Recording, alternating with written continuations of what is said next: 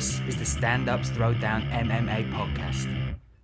That's right, another podcast that brings together comedians and fighters to talk all things UFC, MMA, and sometimes a little bit more. I'm your host, as always, Bryan Lacey. Thanks for joining me.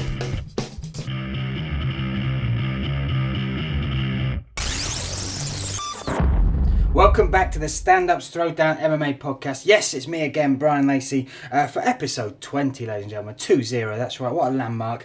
Very excited about that, and also very appreciative. Anybody who's even downloaded one episode of this podcast, a huge thank you to you, yet alone those people who followed me through the whole journey and keep supporting it by tweeting it, retweeting it, passing it on, and just being in touch, letting me know they're enjoying the episodes. Really does mean a lot. If you do have anything to say, get in touch at Throwdown MMA Pod on Twitter, or send me an email, throwdownmmapod@gmail.com. Love hearing from you, and it's the reason I keep doing the show. I'm just loving the feedback we're getting. I'm loving the fact it's growing, and it's the big part of it. So a huge thank you once again, and also a big thank you to my sponsors. As always, MMA UK, supporting the podcast, getting it out there. So check them out at We Are MMA UK on Twitter, /Original MMA UK on Facebook, and of course MMAUK.net on the old internet. Great place for up-to-date news, reviews, funny videos, live tweeting for the events, all that sort of stuff. Well worth a visit. So thank you again to those marvellous and wonderful people. Now, episode 20, what do I have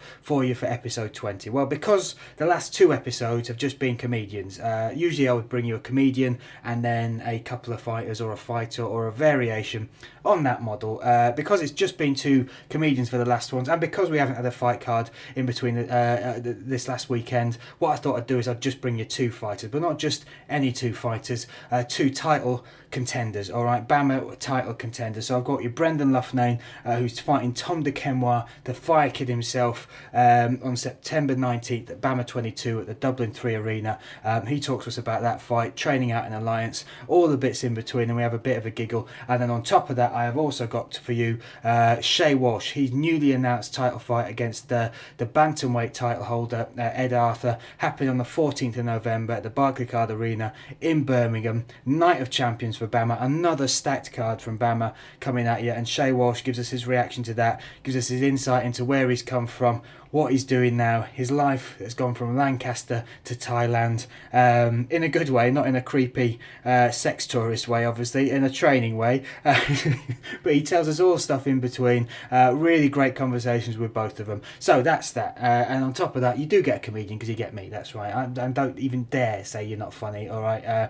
I've got checks that come through the post for up to £25 that proves that I am, all right, people, so back off. But anyway, it wasn't worth having a comedian on this week. It really wasn't worth having a comedian on this week, because the funniest thing that could have ever happened was already done by Anderson Silva. I don't know if you followed that news, and thank you to Erin Chapman for pointing out. He tweeted me that this was going on, the Nevada Commission taking the hearing for Anderson Silva's failed drug test, and Anderson Silva stated his defence with the most incompetent lawyer, unaware of any of the procedures, and basically said that he was given basically a form of liquid Viagra from some bloke he trained with a couple of times, brought it back from Thailand, and that's what had traces of the shit in it. All right, what a load of bollocks. Anderson Silva, it would have been even better if he'd just said, I did it, or whatever else, but this is like, it's the most pathetic excuse. It might, however, explain why Nick Diaz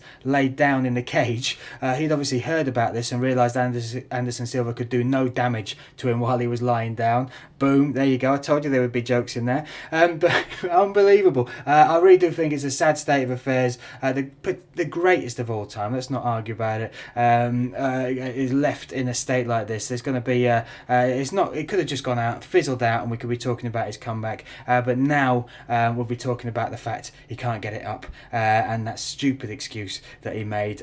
Real shame on that. We'll wait to see what they do with Nick Diaz. I think his hearing's been moved back a month because his lawyer couldn't get had some scheduling issues, so we'll wait and see what exactly they do to Nick Diaz. I hope it's not much, but I'm sure they'll make an example of him, and it'll be another case of weed being an unfair, you know what I'm trying to to say. Basically, I don't think it's right that they should try and do him for smoking weed. If I'd smoked weed before Anderson Silva was about to kick me in the face, I'd want a pint off every one of my mates for being that brave to do it. But anyway, that's not the point. That's it. So we'll wait and see what happens with that. On top of that, there's been some good fight announcements. There's the addition of Luke Rockhold versus Weidman to the December 12th card, the Conor McGregor Jose Aldo card. They are the co-main event now to that. What a brilliant card that is going to be already. The UFC didn't have to give us that one. It would have been a big enough event, still potentially the biggest pay-per-view in a long time with just Aldo and McGregor.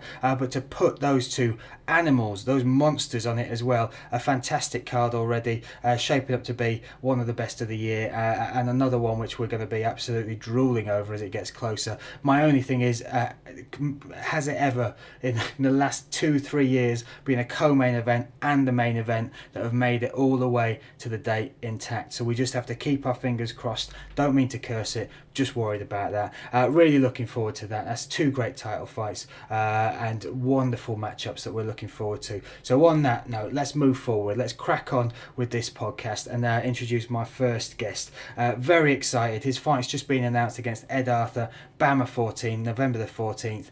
Shay excuse me, I nearly coughed then. Shay Walsh, brilliant fighter, one of the hottest prospects in the UK, and he spared a wonderful bit of time with me. So ladies and gentlemen, welcome to the podcast, Shay Walsh. So here we are, it's Bryan Lacey with the Stand Ups Throwdown MMA podcast with the Lancaster Phenom. That's right, Mr. Shay Walsh. How are you, mate? I'm good, thanks. Thanks for having me on. That's all right, a pleasure. Thank you for sparing the time. And you're not in Lancaster, are you, mate? Where are you? I'm not. No, I'm in Phuket, Thailand at the moment. Been spending a lot of time out here recently, training at Tiger Muay Thai. So, yeah, I'm here, and it's the evening time for me. Well, we've almost swapped places, mate, because I've been bouncing around all over the place, and one of the places I was on Sunday was your hometown, Lancaster. I did a gig at the Lancaster Comedy Club, sir. Oh, really? Missed you? You missed me? I was because when I set the thing up, I was gonna say, do you want to come down and watch the show? But then I looked on your Twitter, and you were sparring in Thailand, so I thought you win that battle anyway, mate. You did all right. Maybe next time. Next time. Lancaster, though, beautiful town. Although on a Sunday night, this was when I was doing the gig. I was staying. I don't want to show off at all. I was staying at the Travel Lodge. Travel Lodge, just beside the Weatherspoons in Lancaster. And as I turned around the corner, I thought it was going to be. It's a lovely, very picturesque town, city. But as I turned the corner, there was a stag do getting off a bus, all dressed in gimp outfits and clown costumes. Is that the usual scene in Lancaster on a Sunday night?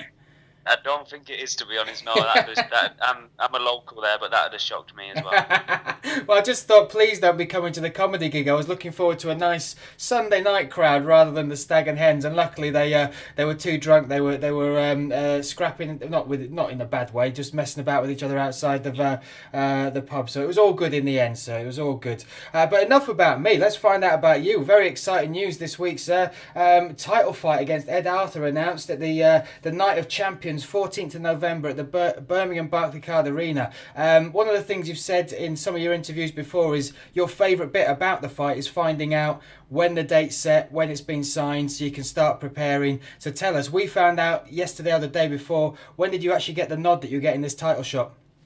I got the official nod quite a while ago, to be honest. I mean, it was...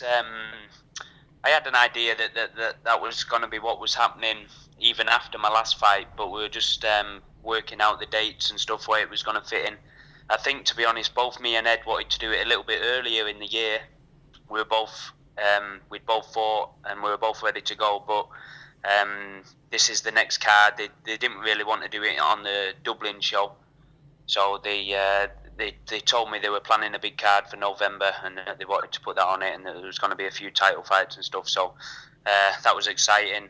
So I've probably, to be honest, known about maybe 3 weeks or so. Oh, fantastic. How exciting for you. And BAMMA is stacking the cards at the minute, and already, like it says, Night of Champions, there's Godbeer versus Wolf on that one as well, and it's already looking like it's going to be another crazy night in Birmingham for you. I mean, one of the great things about both you and Ed Arthur is you've got a huge amount of travelling support. Your last fight against Pilot, the noise was tremendous from your side of the arena. Those two combined, it's going to be a noisy night all in all in Birmingham on the 14th of November, wouldn't you think?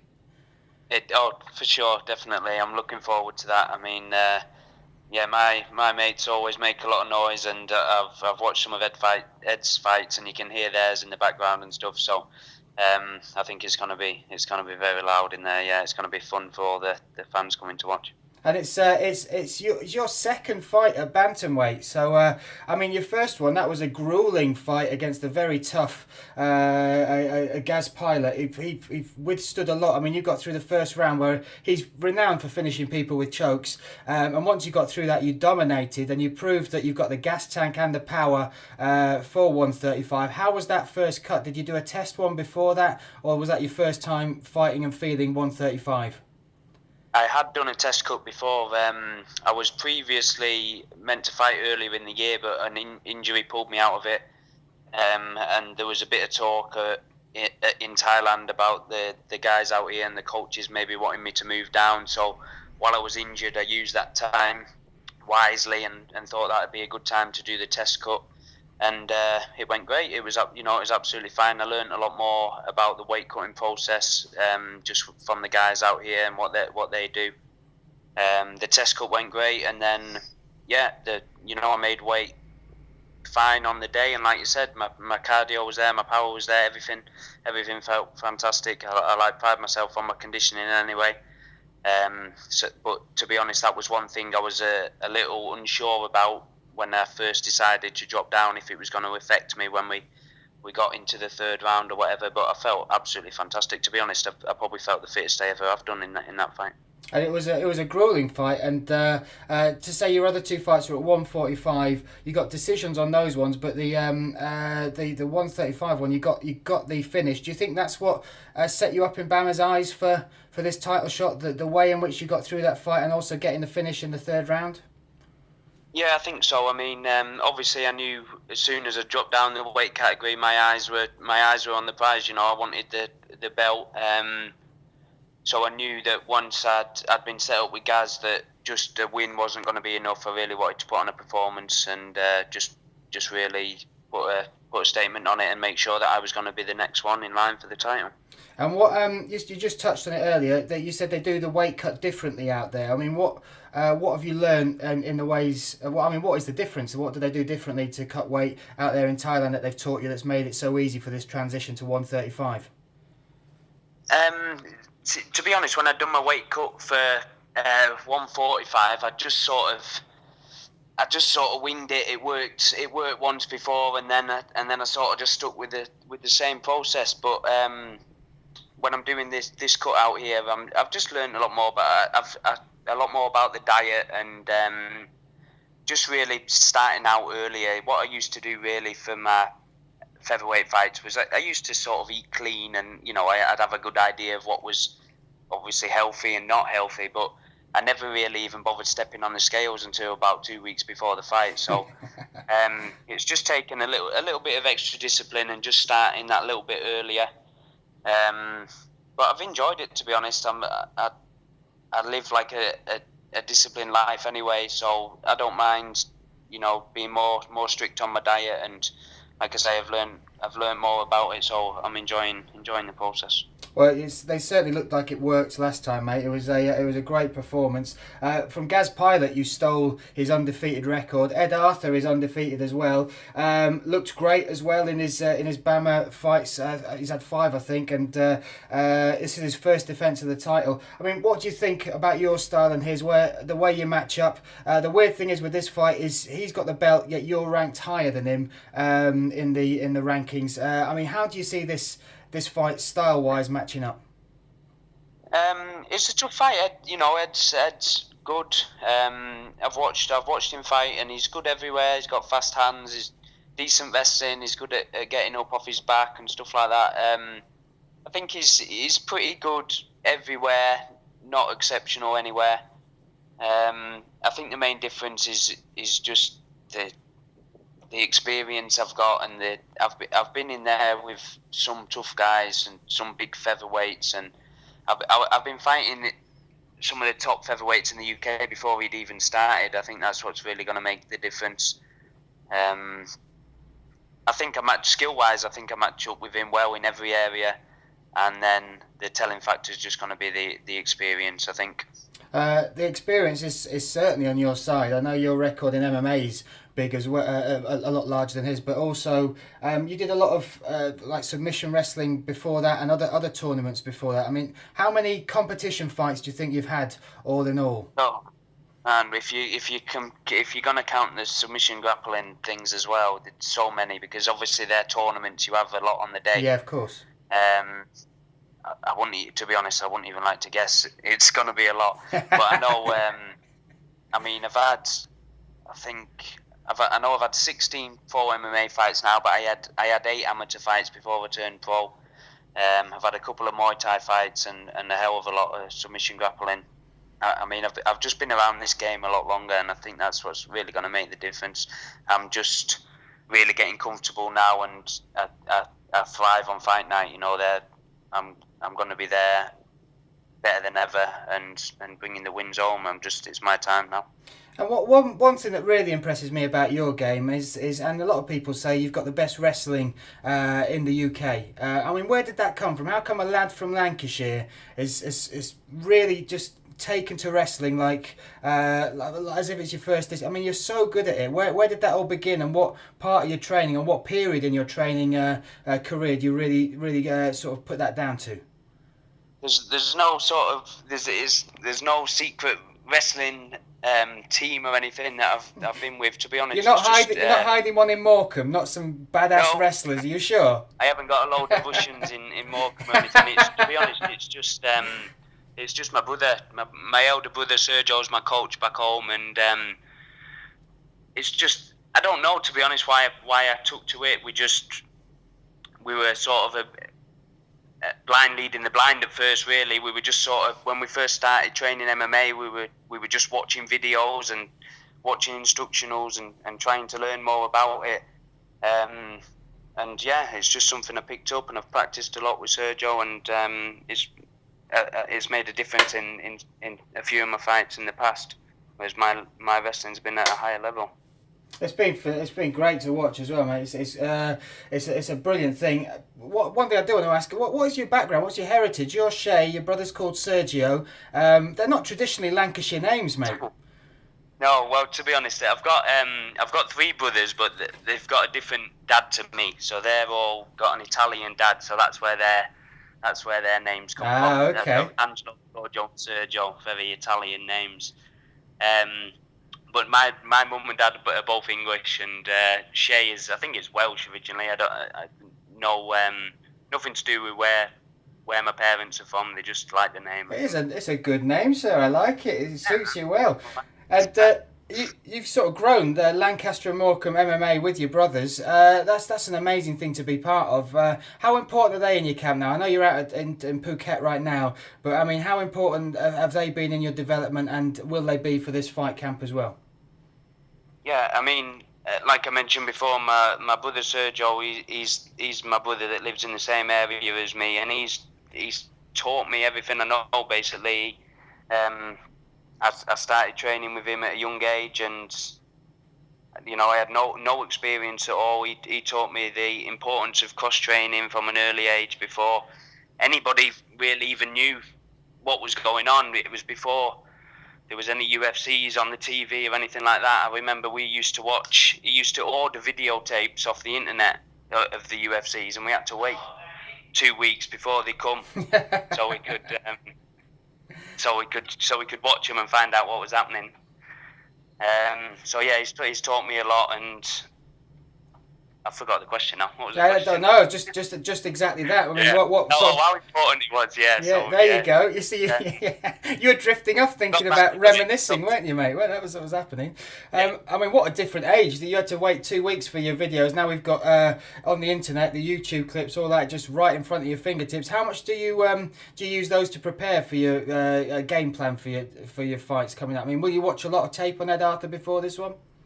I wouldn't watch a crazy amount, to be honest, because especially because as a young fighter, I'm expecting him to have improved a lot. I mean, I know I'm improving a lot between camps, so I think it would be silly of somebody to watch my previous fights and expect the same, because I'm bringing a different level every time.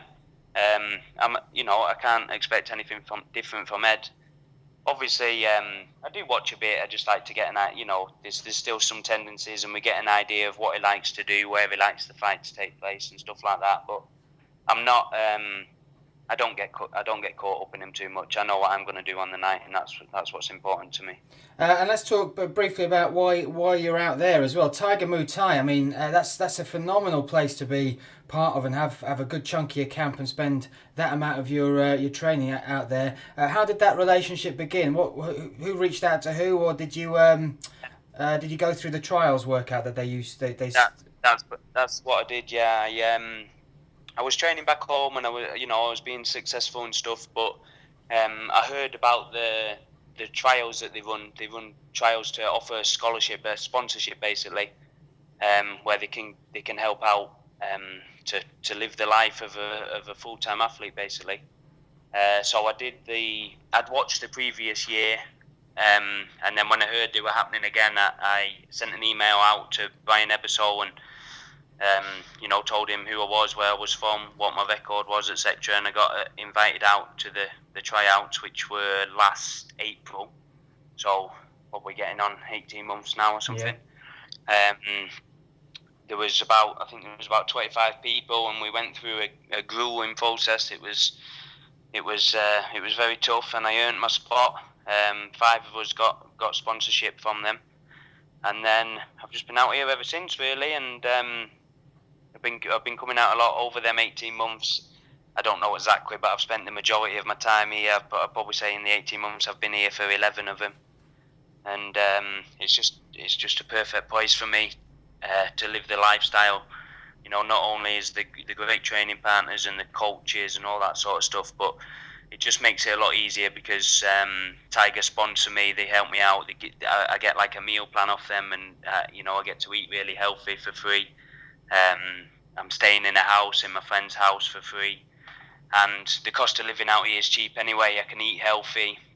I can get massages, after hard sessions, really cheap, and the sun, that's brilliant as well, because you don't want to be, it's just that bit easier to get out of bed in the morning when the sun's shining, and then, when we've got a day off on Sunday, me and the team will all go to the beach and chill out and drink some coconuts and relax our body, ready to go again Monday morning.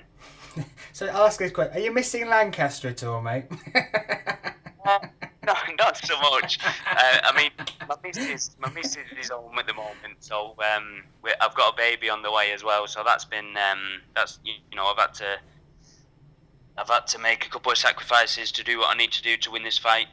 But I'm lucky that she's very understanding. I've been with her a long time, so she knows that this is what, this is my life, and this is what I need to do to get where I want to be. Well, first of all, congratulations on the baby. So is that your first one? It is, yeah. Well, brilliant. It's a beautiful thing, a life-changing moment. But also, congratulations on the understanding missus. I tried to go for 2 weeks with my mates to Thailand to potentially get some massages, and she said no to that. So God knows how you're making 11 months out of a year out there. So. Yeah, I mean, yeah, she's very understanding. She actually, we spent 6 months out here together, which was fantastic. But then she got pregnant, and she wanted, other things came up, so she had to get back to the real. Absolutely. Well, we wish you all the best for that, and that's just that's a life-changing opportunity you've gained yourself there, mate. That scholarship, because I've followed the Tiger Muay Thai growing over the years. I mean, George St. Pierre's trained there. You've got trainers like Roger Huerta, and like you said, Bryan Lacey. It's a phenomenal camp, but also just that everything else is dealt with, that you can focus on fighting at such a key part of your career. That is an opportunity to grab with both hands, and also a lot of fighters struggle. It's not an easy life working your way up, even on big shows like BAMMA, working your way up to that. So to have that behind you, that in itself must give you the confidence of what potential you really do have in this sport. Yeah, definitely. I mean, it was a massive confidence boost to actually be awarded the scholarship, and then ever since then, I've really just grown into part of the team, and now I'm with them guys you mentioned, training with them daily, and they're confident in me, which gives me more confidence. And it's like you say, it's just a fantastic opportunity, and that's the reason why I've spent so long out here over the time, because I know what a great opportunity it is. So, and I'm not getting any younger. I'm here to keep getting better and keep winning fights, and this is the place to do it. Fantastic. And will any of those names be cornering you for the fight, the Bryan Ebersols or the Huertas, or will you be going using your brother Sergio for your main corner for these? Sorry, my brother's going to be there for sure, no matter what. And I'm hoping to get Roger over for this fight. He's really busy. There's a team full of fighters fighting all over the world, so he can't commit just yet. And he actually fights the 1st of September on the next ONE FC. Yeah. So that's been great. Just being around him, watching his training, being part of his training, and just seeing how he prepares for such a high-profile fight. Hopefully he'll be coming in November, but he can't guarantee it yet. Oh, well, fair enough. We look forward to that anyway. On your last fight, when you walked out, your T-shirt had #Team Banter. Who is Team Banter, sir? Team Banter is is like the full-time team at Tiger, basically. There's obviously it's a tourist destination. There's a lot of people in and out, which I think is good for the in and out of Tiger, which is good for the training because you really get to mix it up. But also based out of Tiger is a full-time professional team that I am a part of. That's Team Banter. And what sort of banter goes on between the full-time? Come on, what sort of pranks are going on? It's got to happen. You don't want to know, mate. You don't want to know. It can't get out. No, that's fair. As long as it's not involving chili sauce in your Thai cup or anything like that. No, that'd cause war. But it's just a group of professionals all training hard and having a laugh. Having fun. That's what it's about, mate. That's what it's about. It's a beautiful thing. You've come a very long way, and it's also great to see you got support from Lancaster. I don't know if you saw the article in the Lancaster Today. That beautiful bit of literature. They're pushing you up there. They've just mentioned you've got the title fight and they're getting behind you. When I was googling that, I also spotted something from a few years ago about you basically restrained in Lancaster. We've talked about how beautiful Lancaster is, but you got involved somebody with a knife in the street. You managed to restrain them till the police got there. Is that right? That's right. Yeah, that was a strange situation going back a couple of years now. What happened? Like you say, I get lots of it. Long story short, basically, I heard a lot of commotion going on outside my house, and I ran out, and there was a guy running with a knife and a lot of blood. Oh dear. And for some reason, I chased after him. Basically just kept him and everyone else around safe until the police arrived. My goodness, not only are you a father-to-be, a up-and-coming prospect, one of the UK's finest wrestlers, you're also a bloody superhero, mate. Come on, Shay Walsh, what would your superhero name be? Oh, I don't know about the name, but I like to say a man of many talents. Maybe Shay, the man of many talents. I love it, sir. I can just picture the outfit now. Hey, look, man, I genuinely appreciate the time for this. We're very excited about this. The BAMMA are really putting some ridiculous cards on and some great matchups, and this is one of the ones I'm really looking forward to. You versus Ed Arthur, 14th of November, Birmingham Barclaycard Arena, Night of Champions. Give us your predictions. How do you see it ending? What's your call on the fight? To be honest, I can see it ending a number of ways. I've already seen it in my head going on plenty of different ways, but they all involve me stopping Ed inside the distance and taking the belt. Fantastic. I'm well rounded. I can do it in any area. So, however it goes down on the night. Fantastic. Well, we look forward to it. Good luck with your preparation. If people want to find you on Twitter, Facebook, things like that, where can they find you? Yeah, all of those things, Twitter, Facebook, Instagram, it's all at Shay Walsh MMA. Fantastic, mate. Well, once again, thank you for the time. We look forward to the fight on the 14th of November and enjoy Phuket. I'll just let you know, in England, it's raining on me right now, mate, so you enjoy the day, all right? Oh, good. That makes it even easier to be out here. Thanks again, mate. I'll speak soon. Take care, all Shay. All Thanks the best. A lot. Bye-bye. Bye. So that was Shay Walsh. Huge thank you to him. Like I said, check him out at Shay Walsh MMA on Twitter. Very exciting stuff coming his way. His life has taken a huge turn with this Tiger Muay Thai, dropping the weight class and now getting the title shot on November 14th. Really excited for that fight. Looking forward to it. I should also give a big thank you to Miles Painter. He's one of the MMA UK team. Helps me out a lot. He does like a series of episodes called Across the Pond, where he profiles fighters, their fights, and alongside that he includes the podcast, and on top of that he's the one who actually got in touch with Shay Walsh and basically set up that interview. So huge thank you to Miles Painter. I'll be getting him on the podcast as well at some point. Lovely bloke, and just been a pleasure working with him. He's really helped me out, so thank you again, Miles. So let's move on. We've got another BAMMA title contender for you. This one is imminent. Within 4 or 5 weeks we'll be looking at this gentleman, how he shapes up, and what happens next. So ladies and gentlemen, let's not mess about. Let's welcome to the podcast the wonderful Brendan Loughnane. So here we are, it's Bryan Lacey with a Stand Ups Throwdown MMA podcast, and I'm here with Brendan Loughnane. How are you, fella? You alright? Yeah, I'm good. You? I'm doing very well. I've got 2 things to say to you. First of all, Brendan. First of all, an apology for chasing you down so hard to get this interview in. I felt like an obsessed ex-girlfriend stalking you. So I do apologise. It's just the time differences while I'm out here. It's 8 hours, so it's kind of hard to meet up on times. But we got there in the end, didn't we? We got there in the end, and I'm just grateful you didn't threaten to throw one of those spinning heel kicks into my face if I didn't leave you alone. That's got to be the truth. The second thing I've got to say to you, and it's a slight bone to pick with you, mate, because it's Saturday over here, and I thought I had a nice day off. My gig got cancelled tonight. They've still paid me. Don't worry about it, Brendan. So I was going to have a nice chilled day, and then my wife went out and spent all my nectar points. My Sainsbury's nectar points on a hedge trimmer. So I've been out in the garden in muggy England trimming hedges, not being a very happy chappy, and then I looked on your Instagram and it showed you just cruising down the beach on a bike in the San Diego sun. What's it like out there? So let me live vicariously through you. What's it like out in San Diego?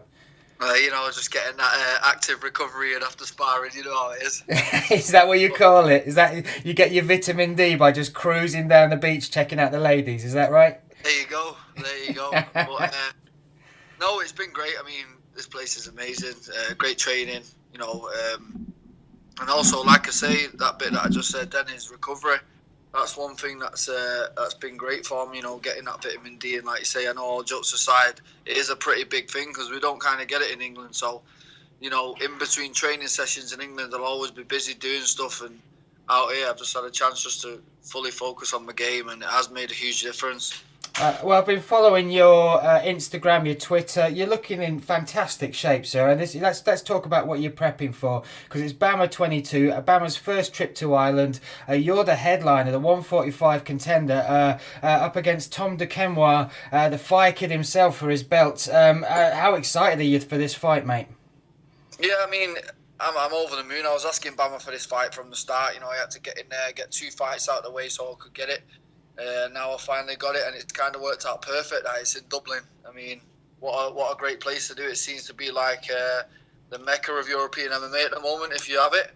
And I know that the Irish fans will get behind me. I've got Irish roots, and I just know that the atmosphere is going to be crazy over there. And I'm really looking forward to fighting Tom. He's the best featherweight outside the UFC at the minute, as I see it. So me and him should be a great fight. It's a superb matchup, sir. Seeing you two collide at this stage of your careers is a beautiful thing for fans to sit back and wait and enjoy. I just have to ask one thing though, sir. What have you got against the French? I know, they seem to keep giving me the French. What is it? Are you going to literally go across the channel 22 miles and just start kicking any Frenchman you see? Because they've put 3 in front of you, and you've done well against them, so it can't be a bad thing for you. Well, yeah, I mean, third strike and you're out. As I look at it, this guy's just going to get the same treatment as the other 2 in my eyes. Superb. And what? Go on. Let's. What do you think of Tom as far as his game? He's training out in America as well. There was some clips of him training at the Mayweather boxing gym. He's got a mixed game. He's obviously got a good ground game as well. Do you see this on its feet or going to the ground? Where would you like it to take place, and where do you see it happening? I mean, I'm comfortable anyway. I've had quite a lot of fights now. I had a pretty good amateur career as well. So, I've been around the block, fought some good guys. So, it doesn't really bother me where the fight goes. I mean, I'll quite happily stand with him, but I'll quite happily take him down as well, or be on my back. So, it's one of them things where, me and Tom are pretty well matched. Both 10-1, got the exact same records, both prospects. So, it's like, let's close the door and let's see who's better. It's the perfect storm, so it's very exciting indeed. And let's talk about this journey that's brought you back to here, because you came off, most people will know you from the Tough series. You went in there, as if I'm right, as a late replacement, got through to the semi-finals, had a sort of it was a very close decision, a loss against Mike Wilkinson. And then from there, most people, there's been a trait of people that when they leave the UFC, they sort of float around these smaller promotions, but you've rebuilt yourself in such a way that it's you look like a completely different fighter. And I don't just mean that as in your skill set, but when you're watching the Tough series, there was pranks, there was food fights, there was all that sort of stuff. You look so serious. Mentally, you look different, and physically, what's been the big changes in the way you've approached the game? Well, yeah, I appreciate that. I know I've been working on my game a lot over the last couple of years. I mean, after that Mike Wilkinson fight, I was actually thinking about giving it up. I mean, like, I just thought to myself, I've reached the UFC now, and I did what I wanted to do, and then I kind of floated around for a couple of months, and then thought, you know what, if I'm not a fighter, then what am I? I just kind of don't fit into society. So I kind of jumped back on the wagon, rebuilt from the start, like you said, picked all my flaws to pieces, started wrestling hard, but found a new boxing gym and just started working on all my weaknesses, dropped a weight class.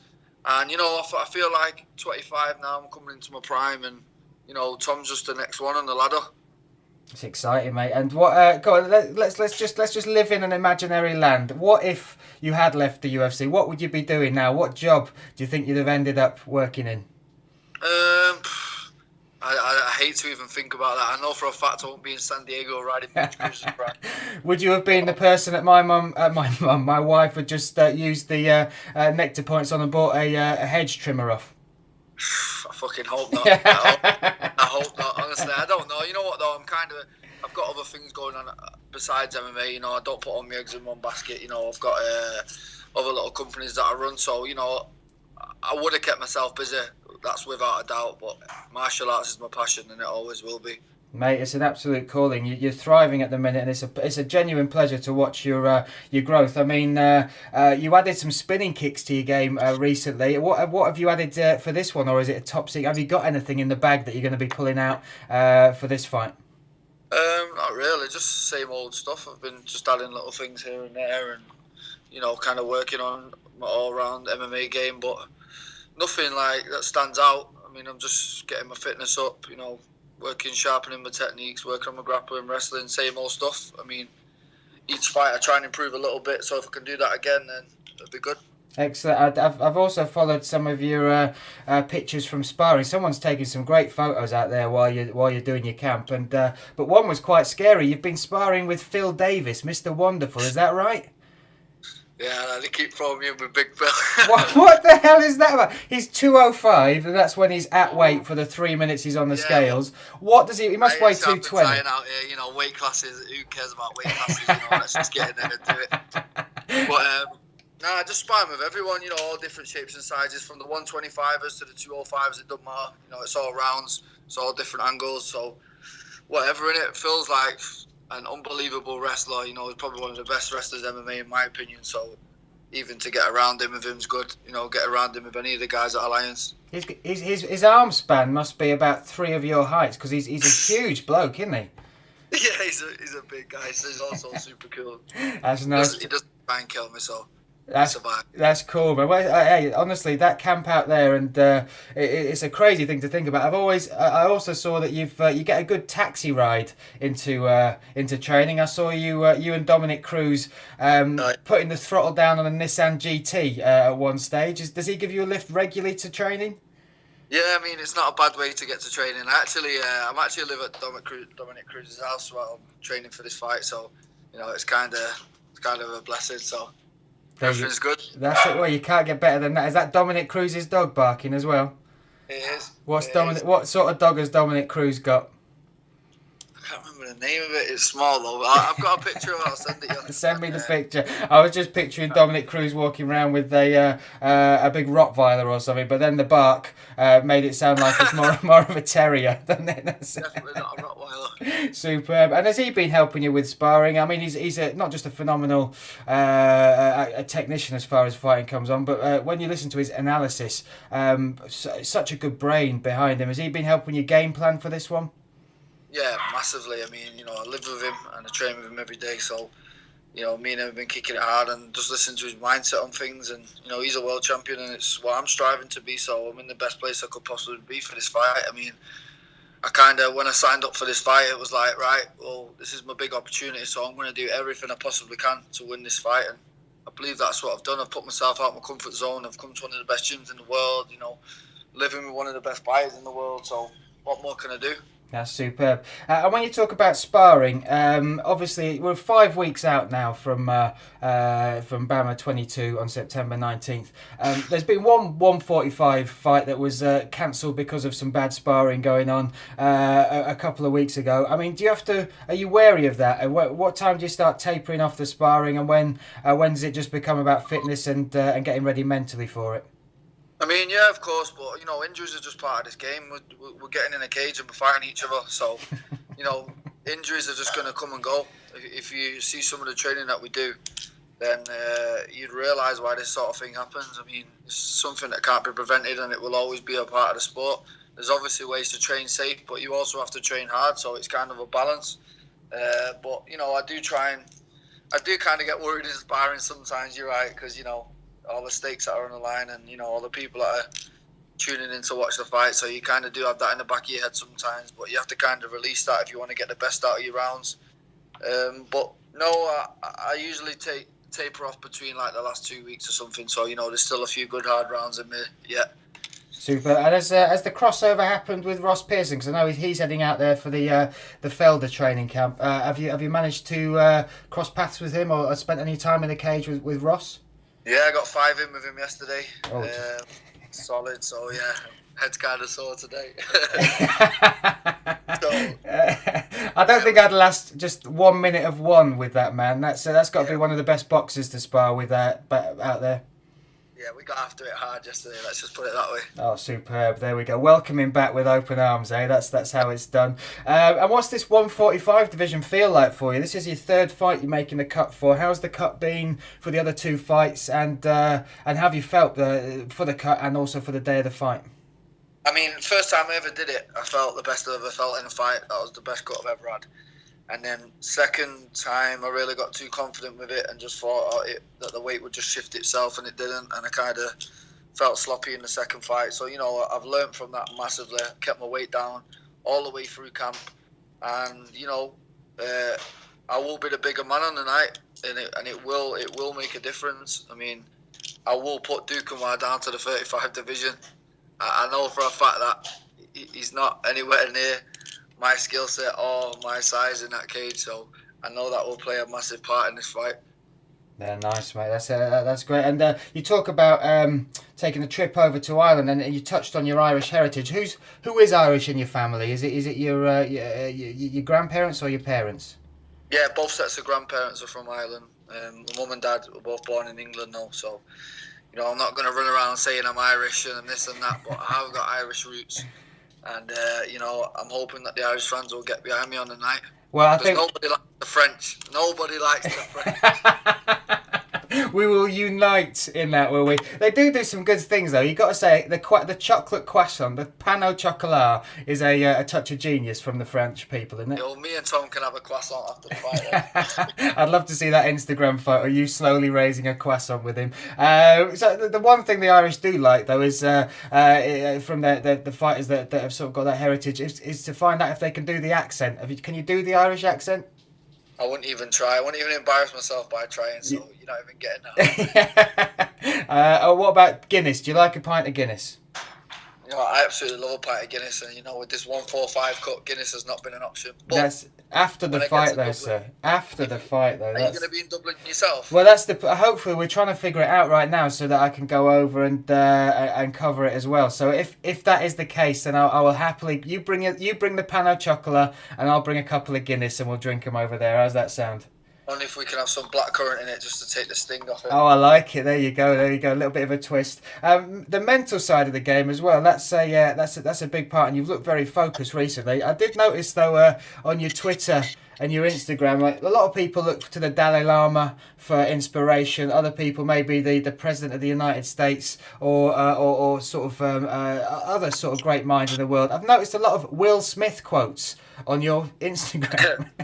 Is he a big inspiration? Where's that come from? Nah, I don't know. I mean, I followed whatever that account is. I don't even know if that is Will Smith. It's probably not even Will Smith, is it? But I followed that account, and I don't know. That one kind of gets me with the quotes. Every time one of them pops up, it kind of makes sense to me. So, when I'm just flicking through Twitter at night when I'm in bed, and I do see these quotes, I'll just retweet whatever I feel at the time.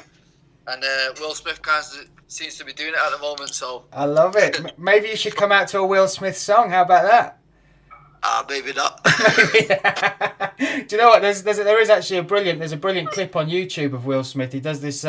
He's talking about how he made it in acting, and it's inspirational no matter where you come from in your life. And I will forward that to you, sir. So not only can you read the words of Will Smith as you're falling asleep, you can pop him in your ears, and he can lull you to sleep. How does that sound? Thank you. Yeah, I'll be interested in that. That's superb, fantastic. So what else have you got? You've got 5 weeks. When do you actually come back over to the UK? When are you actually heading over this side to re-climatise to our horrific weather? I know, I've heard that. You know what? I keep seeing my friends' pictures on Instagram and Facebook, and I just see the rain, and I just think, no. No, mate, it's true. It's awful at the minute. It's terrible. I've not seen rain for 2 months, so that's going to be the biggest shot to the system. But I come back next week. I fly Wednesday morning, and I get back on the 20th. So there'll be no straight back into camp and just cracking on with the last couple of weeks. But everything's great at the minute. My weight's good, my fitness is good. My sparring's gone good. Everything's in place, and September 19th we'll see the best Bryan Lacey. It's exciting, man. You campaigned for this at the start of the year. It's come round. You've worked for it as well. You've looked fantastic in your last couple of your 2 outings for BAMMA. It's all set to be a brilliant thing. I think the fact that you two, like you said, have got the same record. You're both coming off big win streaks. He's finished all of his 3 of his fights in BAMMA, 4 if you count the horrible kick to the dick for Ashley.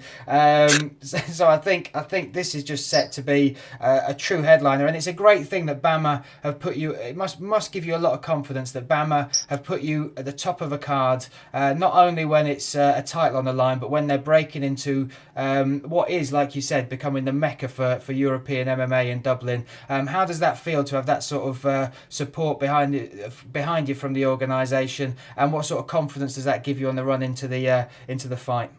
Well, yeah, it's amazing. Like you said, I campaigned for this Duke and Wild fight from when I first signed for BAMMA, and I had to get them 2 fights out of the way, and I had to be impressive in them 2 fights, and I did that. And now they've given me the opportunity, and when I was in the UFC last, that was 5 fights ago now, and like you say, it was a razor thin decision, and it didn't go my way that night. So I've learned from that, and since then, since the UFC, I've not even lost a round. So come this fight, there'll be no mistakes in the cage. I mean, I've learned from my mistakes last time. I'll be pushing the pace, and I'll be getting that finish, or I'll at least get the win no matter what. However it comes, I'll take it. Superb, and it has been a joy watching you rebuild, especially off the back of what must have been. It must have felt like the worst thing that possibly could have happened when you got cut from the UFC. But honestly, I think it's been a blessing in disguise, because seeing your skill set grow, and also you mature in the cage. You're so patient. You're so, even switching stances, the skills you've added to your game. It's brilliant to watch, especially at your age. I think there's a lot more to come from you. Very excited about this. September 19th, BAMMA 22. How's it going to finish, mate? Predict the end of this fight for us. How are you going to finish it? I just predict a great fight. We're both great fighters. Let's not lie about anything here. We're both 10-1. Our only losses are to high-level UFC fighters. guys that are winning in the UFC at the minute. So they're our only losses, apart from the fact that he got put to sleep and I lost on a thin decision. So he's already felt that what it's like to go asleep. So let's do it again September 19th. Beautiful, mate. Beautiful. Well, look, loads of respect, especially because you're spreading it. There is a good respect between you two. Looking forward to this. Hopefully, I will be out there, mate. We'll get to meet face to face, and I'll buy you a Guinness, and you can spin and kick me in the head for bugging you so hard to get on this interview. We'll celebrate with the belt, all right? That sounds amazing. So look, enjoy yourself. Enjoy San Diego for the last couple of days you're out there, and we will hook up again soon. And best of luck for the fight. Thanks for the time. Thank you, Brian. Thanks for your time. All right, take care, mate. Oh, before you disappear, mate, before you go, let's just make sure people can find you. What's your Twitter and Facebook and things so people can catch you? Yeah, if you want to find me on Instagram, it's BRENZ264. If you want to find me on Twitter, it's Brendan264, and Facebook, Brendan Loughnane. So yeah, catch me on any of them. I'm a social junkie. We will tweet those all out as well when we put the pod out, mate. Much appreciated. Thanks again for the time, Brendan. All the best, all right? Thank you, bud. Take care. Take care. Cheers, mate. Bye-bye.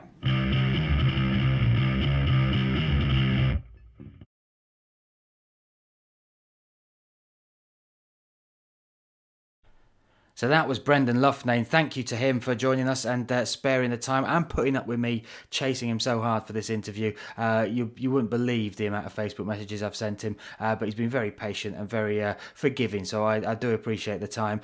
Check him out on Twitter, he's not on my Twitter, I was going to give you my Twitter then. His Twitter is @Brendan264, and he's doing great stuff. I mean, just look at him hanging out in Dominic Cruz's house with Dominic Cruz's dog, getting a lift to the gym with Dominic Cruz, and then training with Philip. I was going to call him Philip. That would have Reebooked him, wouldn't it? Phil Davis, Mr. Wonderful himself, as well as Ross Pearson, all those people out at Alliance in San Diego.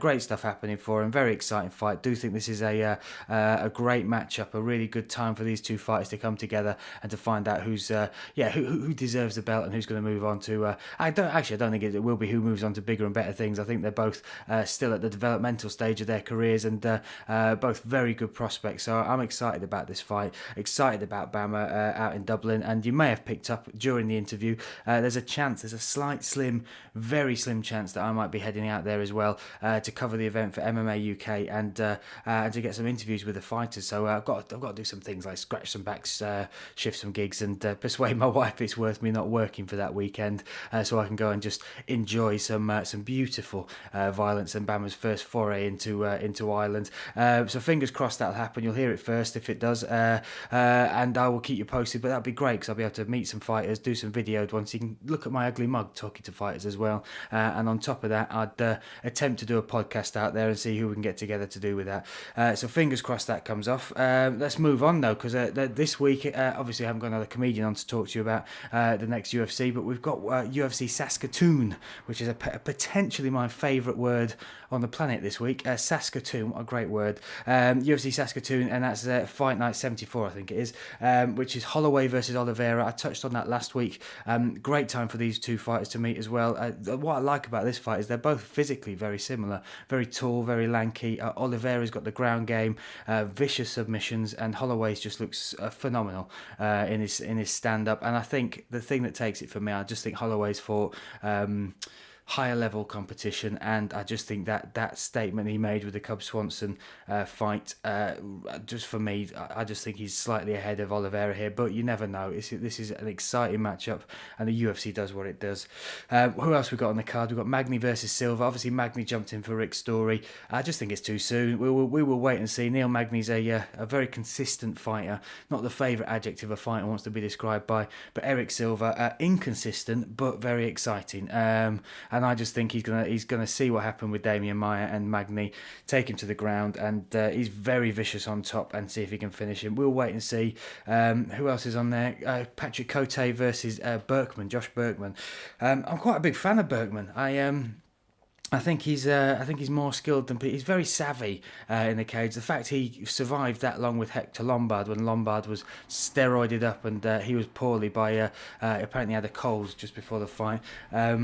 But yeah, just to say that he survived that and the beating and the sort of power that Lombard can give, can hit you around the head with, and I just think Kote's just a little bit past it for me, a little bit too slow. Interesting matchup to say that they're that high up on the bill. It probably says a lot about the card that they're third from top on that fight, but we shall wait and see. I've just realised Saskatoon is in Canada, isn't it? Of course it is, so why would it be an American word? Look at all the Canadian people. Oh, I can't wait for those tweets and those emails. I do apologise, that's me just yeah, I do apologise. I take it all back. Long live Canada and maple syrup. So moving on, who else have we got on there? The only other fight I'm really interested in is Moroz. She looked very impressive, submitting Jojo Calderwood in the first round. Jojo did say that she was a bit off kilter with that one, but I just thought she looked great, very physically dominant as well, very strong, huge arms. That was quite impressive, very, very big arms, and I just think the style of her, I think there's a character there waiting to come through. I just liked her. I thought it was a brilliant debut. Fighting Valerie Letourneau, don't know much about her. She's had 2 fights in the UFC, won both of them, so let's not take that away from her. Elizabeth Phillips was one of them, I think, and yeah, I just think Moroz had a great debut, and I'd like to see her go on, so I'm going to pick Moroz for this one. Look, that'll do for the fight talk now. You enjoy UFC Saskatoon up in Canada, and also let me know if you've got any fighters you want to get on the podcast. There's a few people that have been helping me out. Aidan Lally has been trying to get help me get Joseph Duffy, as has Anthony at Enlightenment 43. He's helped me with a few of them. All the tweets, anything you do where you tag me in, and it turns into it. Shay Walsh is exactly one of them, and we've got a couple more lined up just off the back of people tweeting and tagging us into it and getting a conversation going. So if you do want to do that, just tag me in at Throwdown MMA Pod, and we'll see if we can make it happen. Or if you've got any suggestions or questions you want to ask me or about any of the UFC events, get in touch on by email, throwdownmmapod@gmail.com. That's about it really. So big thank you once again for listening. Also thank you to my sponsors MMA UK, and we will see you next week. You enjoy yourselves. Have a good one.